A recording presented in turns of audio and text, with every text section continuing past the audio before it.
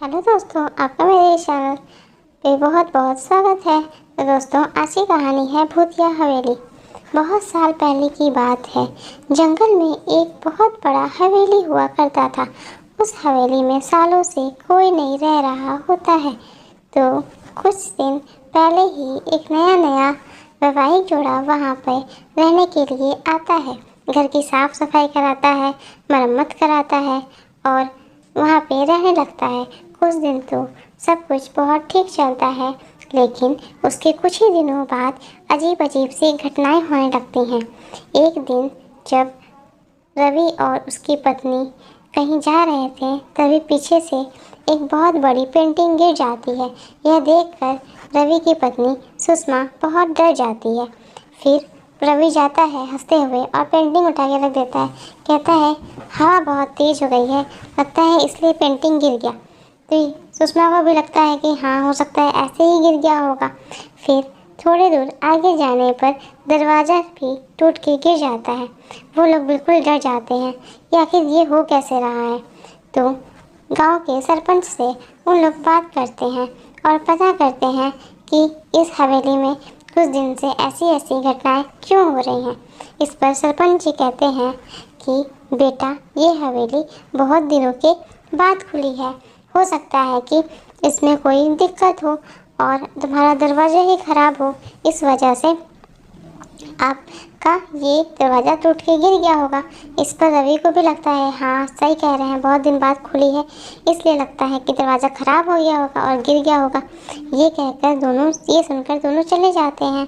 इस पर सरपंच के बगल में खड़ा हुआ उनका नौकर कहता है कि मालिक, आपने उन्हें सच्चाई क्यों नहीं बताई। इस पर मालिक कुछ नहीं कहते हैं और चले जाते हैं। रवि और सुषमा वापस उसी हवेली में आ जाते हैं। फिर कुछ दिन तक सही सही चलने के बाद एक दिन जब रवि अपने काम पे चला गया रहता है, तो सुषमा को एक अजीब सी परछाई दिखाई देती है। वो उस परछाई को देखकर बिल्कुल डर जाती है और उस परछाई से आवाज़ आती है, इधर आओ, इधर आओ। सुषमा उस आवाज़ के पीछे पीछे चल पड़ती है और पूछती है कि तुम कौन हो। इस पर वो परछाई कोई जवाब नहीं देती है और जो पेंटिंग गिरी थी उसी के पास जाके खड़ी हो जाती है। सुषमा जाती है, वहाँ पे पता करती है तो कुछ नहीं दिखता, पर ध्यान से देखने के बाद उसे लगता है कि यहाँ पर की मिट्टी थोड़ी सी उठी हुई है। तो सुषमा उसको कुछ लाती है, फरसा टाइप, और उसे खुद तो फिर उसे लगता है कि यहाँ पे ज़रूर कुछ है। तो तेज तेज हवाएं चलने लगती हैं। वो अपने पति के आने का इंतज़ार करने लगती है।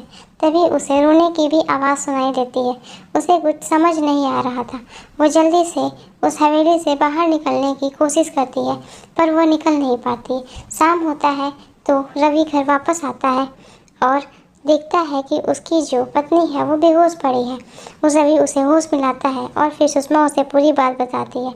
इस पर रवि जाता है, उस पेंटिंग के पास खड़ा हो जाता है और देखता है कि वहाँ पे तो देखता है कि यहाँ पे तो किसी की लाश दफन है और पूरी बॉडी सड़ चुकी है, सिर्फ हड्डी ही हड्डी दिखाई दे रही है। इस पर वो उन लोगों को समझ नहीं आता। वो जाते हैं, एक तांत्रिक बाबा को बुला के लाते हैं। वो बताते हैं कि हाँ, ये हवेली उन्हीं पुराने राजा महाराजाओं की है और उन्हीं की एक बेटी थी जिनको उन्होंने चुनवा दिया था। ये उसी की डेड बॉडी है। तो वो लोग बोलते हैं कि अगर कोई नवविवाहित जोड़ा इनको जला देगा तो इस आत्मा को जो है शांति मिल जाएगी। तो वो बोलते हैं ठीक है। तो पूरी क्रियाकलापों के साथ उसका जो है विदाई किया जाता है और गंगा नदी में प्रवाहित किया जाता है। तो ये जो है उस आत्मा को शांति मिल जाती है।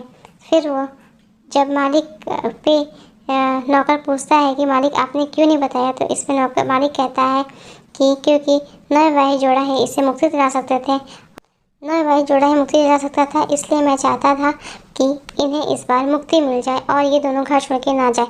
तो ये सुनते ही नौकर भी मुस्कुरा देता है और इस तरह से आत्मा को शांति मिल जाती है और हवेली फिर से अच्छी हो जाती है और रहने लायक हो जाती है।